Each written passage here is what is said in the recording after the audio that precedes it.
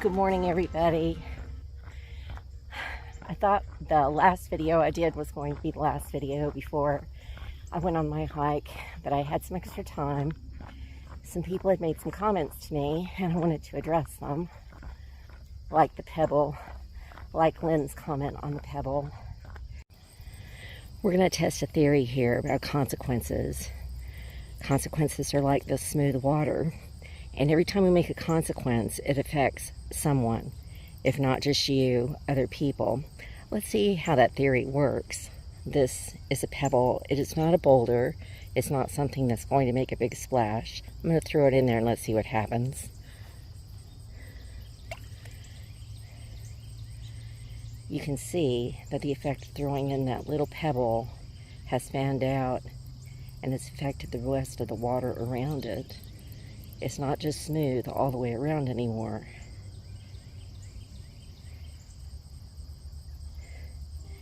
And that keeps going and going and going.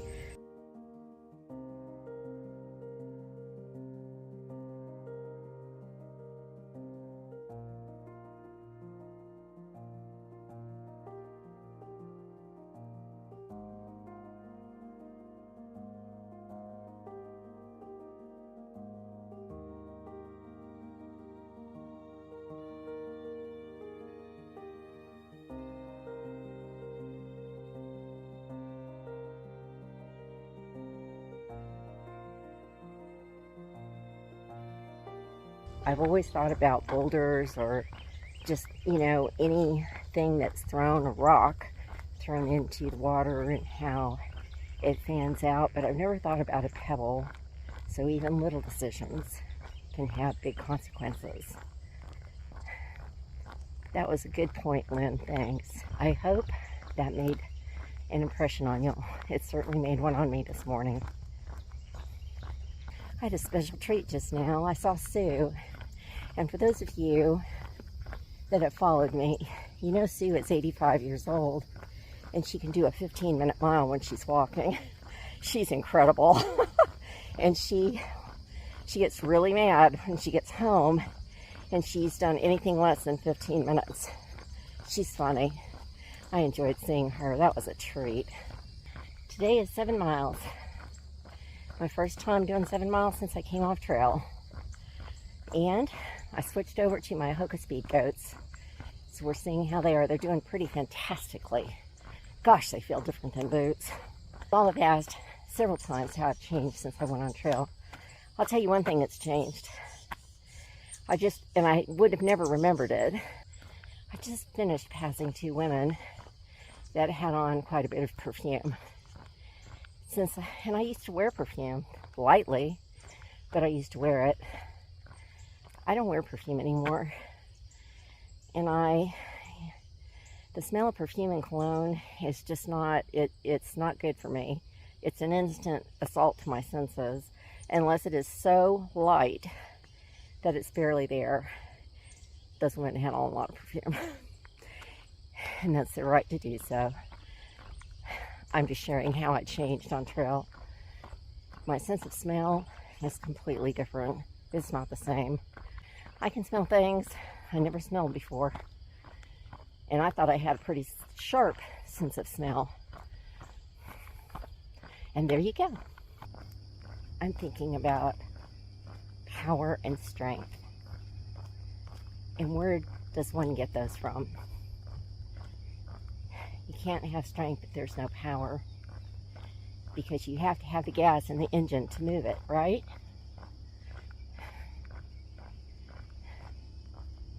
Power and strength. I have that. Yay me! I have a story to tell you.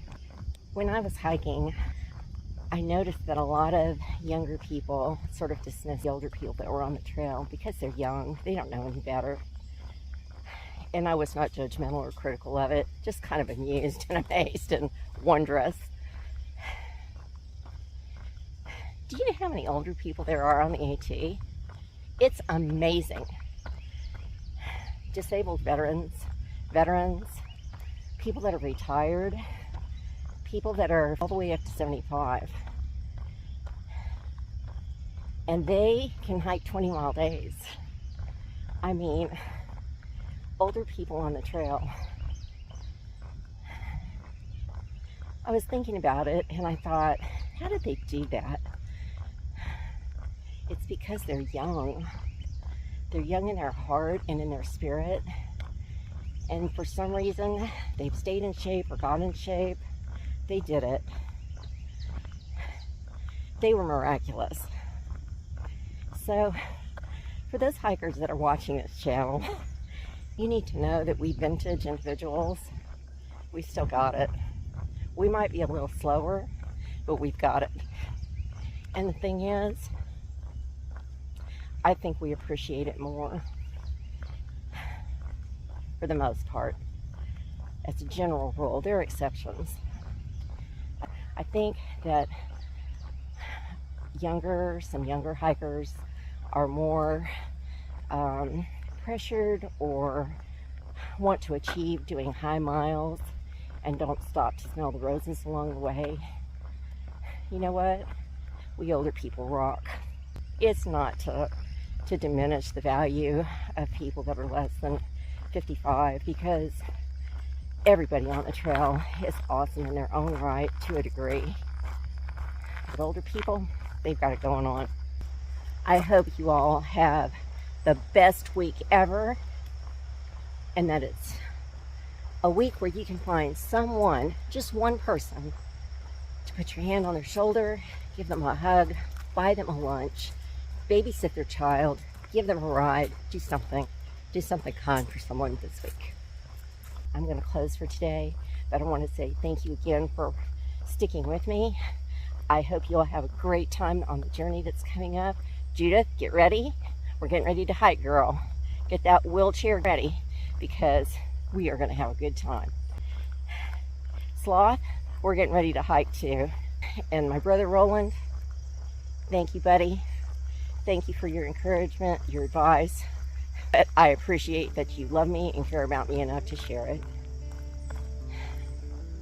I can't wait. Y'all take good care.